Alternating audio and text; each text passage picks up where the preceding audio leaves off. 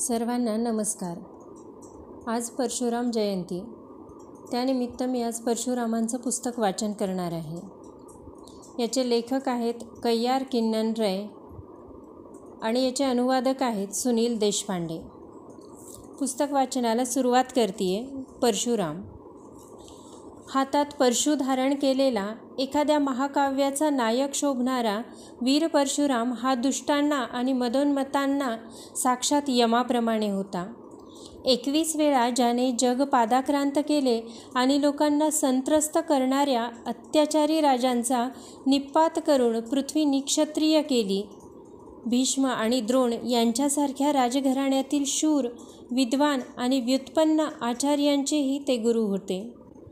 सप्तचिरंजीवांमध्ये ज्यांचा समावेश असून श्री विष्णूचे ते 6वे अवतार मानले जात. परशुराम. अनेक युगांपूर्वी म्हणजे पौराणिक काळी आपल्या भारतात अनेक राजे राज्य करीत होते. अमाप संपत्ती, राजसत्ता आणि प्रजेची आंधळी निष्ठा यामुळे उन्मत्त होऊन ते अत्याचारी बनले होते. पुण्यशील, धर्मनिष्ठ आणि नैतिक व सामाजिक पावित्र्याचे जीवनव्रत स्वीकारलेल्या विद्वान व्यासंगी सज्जनांना या राजांपासून अतिशय त्रास होई. प्रार्थना फळली. याच वेळी भगवान विष्णूने पृथ्वीवर एका महापुरुषाच्या रूपाने अवतार घेतला. हा महापुरुष अतिशय साहसी होता. क्रांतिकारी आणि अद्भुत महत्त्वाकांक्षा हा त्याचा विशेष होता. त्याने काढलेल्या मोहिमांमुळे पृथ्वीवरील अन्याय धुवून निघाला आणि पुन्हा न्यायाचे राज्य प्रस्थापित झाले. या असामान्य पराक्रमी धिप्पाड महापुरुषाने खांद्यावर परशु घेतलेला, 21 वेळा पृथ्वी पादाक्रांत केली आणि जंगलात वादळाने कोसळून पडणाऱ्या महावृक्षांप्रमाणे दुष्ट क्षत्रिय राजांचे उन्मूलन केले. अशा रीतीने त्यांचा संहार करून लोकांना पुन्हा शांती, समाधान प्राप्त करून दिले. देशात पुन्हा शांतता निर्माण झाली. प्रजेच्या मुखावर पुन्हा स्मित उमलले. जणू एका नव्या जगाचा जन्म झाला. हे सारे कर्तृत्व भगवान परशुरामाचे होते. परशु म्हणजे कुऱ्हाड हे त्याचे शस्त्र होते, म्हणून त्याला परशुराम असे म्हणतात. परशुराम हा विष्णूचा 6वा अवतार होता आणि अश्वत्थाम्याप्रमाणे अजरामर असलेल्या सप्तचिरंजीवात त्याचा समावेश आहे, असे आपली महाकाव्ये आणि पुराणे सांगतात. हिंदू लोक परशुरामाची देवाप्रमाणेच पूजा करतात. ऋषींची प्रार्थना. परशुरामाच्या कुळासंबंधी पुढील कथा प्रचलित आहे. रुचिक नावाचा एक ऋषी होता. तो एकदा वधू संशोधनाकरिता भारत भ्रमण करीत होता. त्यावेळी सूर्यवंश आणि चंद्रवंश अशा 2 वंशाचे राज्य भारतात होते. त्यात गाधी नावाचा एक चांद्रवंशीय राजा होता. त्याला सत्यवती नावाची सुंदर, सुशील आणि सद्गुणी कन्या होती. ती नुकतीच उपवर झाली होती. त्यामुळे गाधी राजा तिच्यासाठी सुयोग्य वर शोधित होता. योगायोगाने याच वेळी रुचिक गाधी राजाच्या राज्यात आला आणि राजाला भेटला. राजाने परंपरेला अनुसरून त्याचे चांगले स्वागत केले. त्या हार्दिक आतिथ्याने आणि स्वागताने संतुष्ट होऊन रुचिकाने राजाला विचारले, हे राजा, तुझी कृपा व्हावी या अभिलाषेने मी तुझ्याकडे आले आहे. ती तू पूर्ण करशील काय? मुनिवर्य, आपली इच्छा पूर्ण करणे हा माझा सन्मानच आहे. त्यासारखे दुसरे सुख नाही. कृपया आपणास काय हवे ते मला सांगा, राजा म्हणाला. यावर प्रसन्न होऊन रुचिक म्हणाला, हे राजन, तुझी कन्या सत्यवती हिच्याशी विवाह करण्याची माझी इच्छा आहे. राजाला प्रथम धक्काच बसला. राजवैभवात वाढलेल्या आपल्या लाडक्या मुलीला एका राजकुमाराला झाडपाल्याने शाकारलेल्या आश्रमात संपूर्ण जीवन व्यतीत करण्यासाठी पाठविण्याच्या कल्पनेने तो क्षणभर शहारला. परंतु त्याने रुचिकाला त्याच्या इच्छापूर्तीचे वचन दिले होते, त्यामुळे नाईलाज होता. क्षणभर विचार करून राजा म्हणाला, ऋषी महाराज, मी एका अटीवर माझ्या कन्येचा आपल्याशी विवाह करण्यास तयार आहे. संपूर्ण शुभ्रवर्णाचे व एक कान काळा असलेले 1000 घोडे स्त्रीधनाच्या रूपाने आपण आम्हाला देऊ शकलात तरच आपली इच्छा पूर्ण होईल. रुचिकाने गाधी राजाची अट मान्य केली. पर्जन्याची देवता वरुण याला प्रसन्न करण्यासाठी मग त्याने तपश्चर्या सुरू केली. वरून प्रसन्न होताच त्याच्याकडून राजाने सांगितलेल्या वर्णनाचे 1000 घोडे त्याने मिळविले व गाधी राजाला नेऊन दिले. राजाला अतिशय आनंद झाला. आपल्या जावयाचे सामर्थ्यही त्याला कळून चुकले. त्याने लगेच आपल्या मुलीचे रुचिकाशी लग्न लावून दिले. सत्यवती आजपर्यंत जरी शाही ऐश्वर्यात व सुखात वाढली होती, तरी आश्रमातल्या अत्यंत साध्या जीवनपद्धतीशी ती सहजपणे एकरूप झाली आणि अतिशय आनंदाने आपल्या संसारात रमली. पतीची ती अतिशय जीवाभावाने सेवा करी. पतीला परमेश्वर मानूनच ती त्याच्याशी वागे. हे जोडपे अतिशय सुखाने नांदत होते. परंतु बरीच वर्षे त्यांना मूलबाळ झाले नाही. गाधीराजालाही सत्यवती ही एकच मुलगी होती, परंतु मुलगा नव्हता. त्यामुळे राज्याला वारस कोण या कल्पनेने तो दुःखी होता. सत्यवतीला आपल्या वडिलांची ही व्यथा माहीत होती. त्यामुळे अधूनमधून सत्यवती ही काळजीत असे. एक दिवस रुचिकाने तिच्याकडे पाहून म्हटले, सत्यवती, तू कसली चिंता करीत आहेस? मला तुझी इच्छा सांग.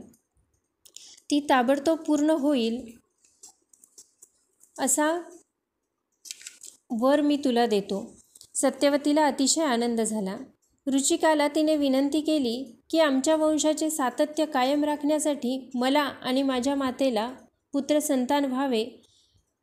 रुचिकाने तत्काळ तिच्यासाठी व तिच्या आईसाठी अभिमंत्रून संस्कारित केलेला 2 निरनिराळ्या वनस्पतींचा रस दिला व तो त्यांना प्राशन करण्यास सांगितले. सत्यवतीच्या आईला वाटले की रुचिकाने आपल्या पत्नीला काही विशेष प्रकारचे रसायन दिले. त्यामुळे तिने सत्यवतीसाठी दिलेला रस स्वतः प्राशन केला व आपल्यासाठी असलेला रस सत्यवतीला दिला.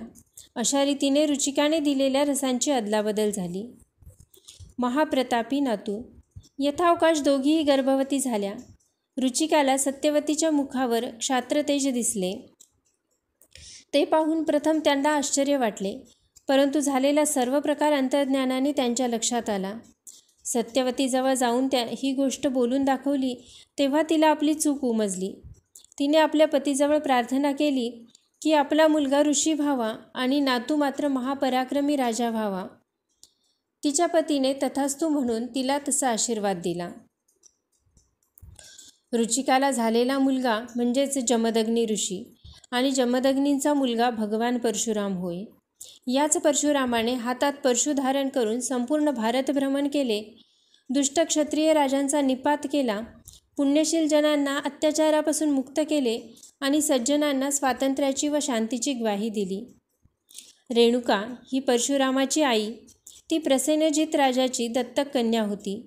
तिने जमदग्नींशी लग्न केले आणि मनोभावे आपल्या पतीची सेवा केली. परशुराम हा तिचा ज्येष्ठ पुत्र.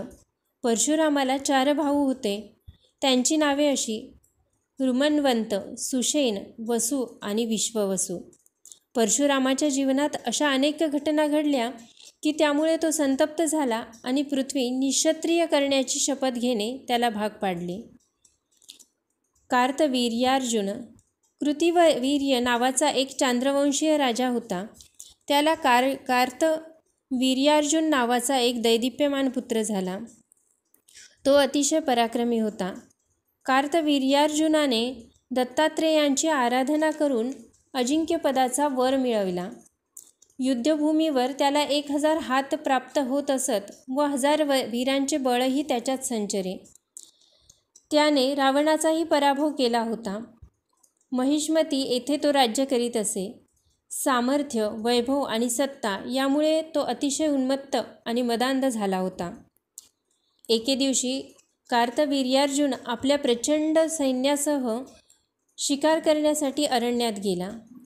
काही वेळ शिकारीची मोहीम चालविल्यानंतर त्याला भूक व तहान लागली. जवळपास कोठे एखाद्या ऋषीचा आश्रम दिसतो का याचा शोध घेण्यास त्याने सेवकांना सांगितले. जवळच असलेला जमदग्नी ऋषींचा आश्रम त्यांना दिसला. राजा त्या आश्रमात आला. जमदग्नींनी त्याचे यथोचित हार्दिक आतिथ्य केले व एक दिवस आश्रमातच विश्रांती घेऊन नंतर पुढे कूच करावे अशी विनंती केली. दिवसभराच्या शिकारीने थकलेल्या राजाला तरी यापेक्षा अधिक काय हवे होते. त्याने ऋषींच्या विनंतीचा अभेर केला नाही. त्याचे तेथे अतिशय थाटामाटाचे स्वागत झाले. विस्मित राजा. ऋषीमुनी आणि साधुसंत जगाच्या कल्याणासाठी साधना करीत असतात. त्यामुळे केवळ भूलोकातील मानव नव्हे तर स्वर्गलोकीचे देवही त्यांना त्यांच्या कामात मदत करतात. या प्रथेला अनुसरून स्वर्गाचा राजा इंद्र याने मदत करण्याच्या हेतूने कामधेनू नावाची दैवी सामर्थ्य असलेली गाय जमदग्नीला प्रदान केली होती. शिकारीहून विश्रांतीसाठी आलेल्या कार्तवीर्यार्जुनाचे जमदग्नींना राजेशाही थाटाने त्वरित स्वागत करायचे होते, म्हणून त्यांनी कामधेनूजवळ राजासाठी आणि त्याच्या लवाजम्यासाठी उत्तम भोजन देण्याची इच्छा व्यक्त केली.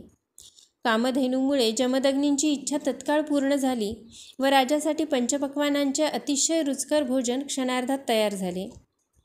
कार्तवीर्यार्जुनाची यथायोग्य सरबराई झाली याचे जमदग्नींना समाधान वाटले. काय अप्रतिम भोजन! राजप्रासादात सुद्धा अशा पक्वान्नांचा स्वाद यापूर्वी मी घेतलेला नाही. आता इतक्या अल्पावधीत इतके उत्कृष्ट भोजन तयार करणे माझ्यासारख्या राजाला सुद्धा केवळ अशक्य आहे. मग हे महर्षी, आपणास हे कसे शक्य झाले? राजाने जमदग्नींना विचारले. राजन, ही सर्व या कामधेनूची कृपा होय. देवराज इंद्राने ही दैवी गाय मला प्रदान केली आहे. कोणतीही इच्छा ती क्षणार्धात पूर्ण करते. तिच्याच आशीर्वादाने मी हे करू शकलो. जमदग्नींनी माहिती दिली. मला ती गाय हवी. हे ऐकून एक अतिशय स्वार्थी विचार राजाच्या मनात आला आणि त्याने जमदग्नी ऋषींना विनंती केली की हे मुनिवर्य, ही बहुगुणी, मूल्यवान आणि दैवी सामर्थ्य असलेली गाय राजवाड्यातच असणे अधिक उपयुक्त ठरेल. हजारो लोक आमच्या भेटीला दररोज येत असतात. या गायीमुळे त्यांची त्वरित सेवा करणे आम्हाला शक्य होईल. आपल्या आश्रमात असे प्रसंग नेहमी येत नसतात, त्यामुळे हजारोंची व्यवस्था करण्याचा प्रश्न हा काही आपला दररोजचा प्रश्न नाही. मी आपणास भरपूर जमीन आणि अमाप मालमत्ता द्यावयास तयार आहे. त्यातून आपण आपल्या अतिथींची सेवा सहजपणे करू शकाल. कृपा करून ही कामधेनू मात्र मला द्या. जमदग्नी म्हणाले, राजा, ही कामधेनू मी कोणालाही देऊ शकत नाही. आश्रमातील गरजा पूर्ण करण्यासाठीच केवळ तिची मदत घेण्याचा मला अधिकार आहे. अन्य कुणाला तिचे दान करण्याचे अधिकार मला नाहीत. कृपया तिची मागणी करू नका. हे ऐकून त्या उद्धट राजाला अतिशय संताप आला. कामधेनू बळजबरीने हिरावून घेण्याची आज्ञा त्याने आपल्या सैन्याला केली. राजाचे सैनिक तिला बांधून माहिष्मतीला घेऊन गेले. या प्रकाराने जमदग्नी ऋषींना अतिशय दुःख झाले. आपण केलेल्या आतिथ्याची परतफेड राजाने अशा पद्धतीने करावी काय, असा विचार त्यांच्या मनात आला. परशुरामाचा पराक्रम. एवढ्या वेळात यज्ञासाठी समिधा आणायला अरण्यात गेलेला परशुराम परत आला आणि त्याला ही बातमी कळली. राजा जबरदस्तीने कामधेनू घेऊन गेला हे ऐकून तो अतिशय संतप्त झाला आणि कार्तवीर्यार्जुनाचा पाठलाग करून कामधेनू परत आणण्याचा निर्णय त्याने घेतला. राजाला योग्य शासन झालेच पाहिजे असे मनाशी म्हणत खांद्यावर परशु धारण करून व धनुष्यबाण घेऊन तो राजाचा पाठलाग करण्यास निघाला. राजासमोर ऋषिकुमारांचा काय टिकाव लागणार असा विचार करून कार्तवीर्यार्जुनाच्या सैन्याने परशुरामावर झेप घेतली व निकराचा हल्ला केला. परंतु परशुरामाने त्याला धैर्याने तोंड दिले. मुळीच दयामया न दाखवता अत्यंत निष्ठुरतेने त्याने त्यांची कत्तल केली. शेवटी कार्तवीर्यार्जुन स्वतः परशुरामाला सामोरा गेला आणि त्यांचे तुंबळ युद्ध झाले. अखेर परशुरामाने त्याचे हजारही हात आपल्या परशुने छाटून टाकले आणि त्याला ठार केले. कार्तवीर्यार्जुनाची मुले आणि उरलेले सैन्य आपला जीव वाचविण्याकरता कामधेनूला तेथेच सोडून पळून गेले. परशुरामाने मोठ्या आदराने व सन्मानाने कामधेनूला आपल्या आश्रमात परत आणले व वडिलांच्या स्वाधीन केले. कौतुक आणि आश्चर्य. पुत्राच्या या शौर्यावर जमदग्नी साहजिकच संतुष्ट झाले.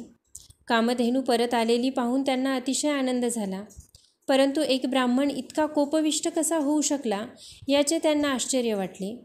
त्यांनी आपल्या मुलाला पुढीलप्रमाणे उपदेश केला.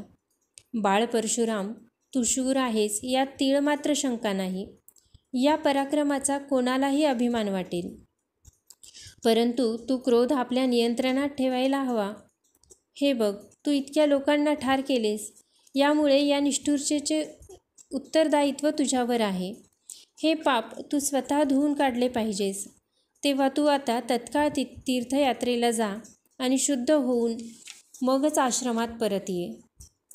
आपली आज्ञा शिरसावंद्य आहे, असे म्हणून परशुरामाने पित्याला वंदन केले व तो तीर्थक्षेत्राला निघाला. अनेक तीर्थक्षेत्रांना भेटी देऊन सुमारे 1 वर्षाने तो आश्रमात परत आला व आपल्या पित्याला मदत करू लागला. सुदर्शन चक्राची कथा. परशुरामाच्या पराक्रमासंबंधी अजून एक गोष्ट प्रचलित आहे. नारद मुनी एकदा श्रीविष्णूंच्या भेटीला वैकुंठास गेले होते. त्यांनी श्रीविष्णूची अतिशय सुंदर शब्दात विविध तऱ्हेने स्तुती केली. विष्णूचे मुख्य शस्त्र म्हणजे सुदर्शन चक्र. आजपर्यंत सुदर्शन चक्राशी कुणीही सामना करू शकले नव्हते आणि त्यावर कुणालाही विजय प्राप्त करता आला नव्हता. या चक्राची सुदर्शन नावाची एक देवता असून तिचे अधिष्ठान चक्राच्या ठिकाणी सतत असते. या देवतेला असा गर्व झाला होता की आपल्यामुळेच श्रीविष्णूला सर्व सामर्थ्य प्राप्त झाले आहे. श्रीविष्णूची सर्व शक्ती माझ्यामुळेच असून माझ्याशिवाय तो असुरांचा नाश करू शकत नाही, अशी बढाई ही देवता मारीत असे. नारदाने केलेल्या श्रीविष्णूच्या स्तुतीमुळे सुदर्शनाला राग आला आणि आपल्या सामर्थ्याकडे या मुनीने दुर्लक्ष केले आहे असे वाटून तो खट्टूही झाला. अंतर्ज्ञानाने श्रीविष्णूंच्या हे लक्षात आले. त्यांनी आपल्यासमोर सुदर्शनाला बोलावून म्हटले, सुदर्शना, मी तुझ्या मदतीने आजपर्यंत दैत्यांना पराभूत केले, ही गोष्ट खरी आहे. तेव्हा तू पृथ्वीवर जा आणि सहस्त्रबाहू वीरपुरुषाच्या रूपाने जन्म घे. मी ऋषीपुत्राच्या रूपाने अवतार घेईन. आपण परस्परांना तेथे भेटू आणि आपले सामर्थ्य आजमावून पाहू. सुदर्शन चक्र त्यानंतर क्षणभरही वैकुंठात राहू शकले नाही. तात्काळ ते पृथ्वीवर आले व कृतवीर्य या चांद्रवंशीय राजाच्या पोटी त्याने जन्म घेतला. जन्माच्या वेळी या मुलाला एकही हात नव्हता, परंतु नंतर या बालकाने दत्तात्रेयाची आराधना करून 1000 बाहू व अजिंक्यपद प्राप्त करून घेतले. हाच कार्तवीर्यार्जुन. दत्तात्रेयाच्या वराने त्याची आढ्यता अधिकच वाढली. उन्मत्त होऊन तो परशुरामाबरोबर लढला व त्याच्या हातून मारला गेला. अशा रीतीने सुदर्शनाचा पराभव झाला व ते नरमले.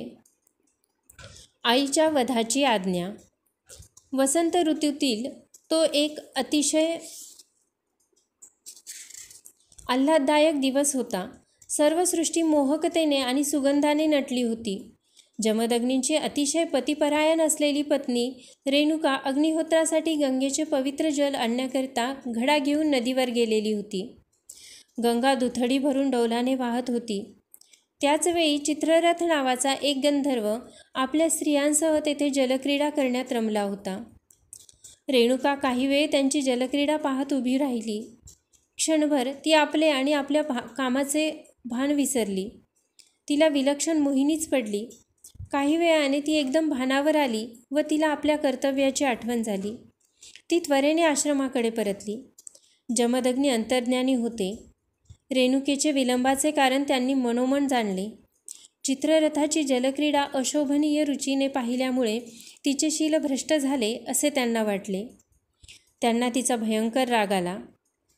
त्यांनी आपल्या मुलांना बोलाविले आणि रेणुकेचा शिरच्छेद करण्याची त्यांना आज्ञा दिली. मुलांनी ही विचित्र, विस्मयकारक आणि भयंकर आज्ञा ऐकून धक्काच बसला. त्यांचा आपल्या कानांवर विश्वास बसेना. आपल्या आईचा वध ते कसा बरे करू शकणार? ते तसेच पुतळ्यासारखे स्तब्ध उभे राहिले. आपली मुले आपली आज्ञा ऐकत नाहीत हे पाहून जमदग्नी अधिकच क्रुद्ध झाले. एवढ्यात परशुराम बाहेरून आला. जमदग्नींनी त्याला पाहताच रेणुकेचा आणि पित्राज्ञा भंग करणाऱ्या भावांचाही वध कर अशी आज्ञा केली. परशुरामाने क्षणभरही विचार न करता आपला परशु उचलला आणि तत्काळ आपल्या आईचा शिरच्छेद केला. नंतर भावांनाही ठार केले आणि पित्याला आदराने वंदन केले. हे पाहून जमदग्नी शांत झाले, पण तोपर्यंत 5 व्यक्तींचा वध झाला होता.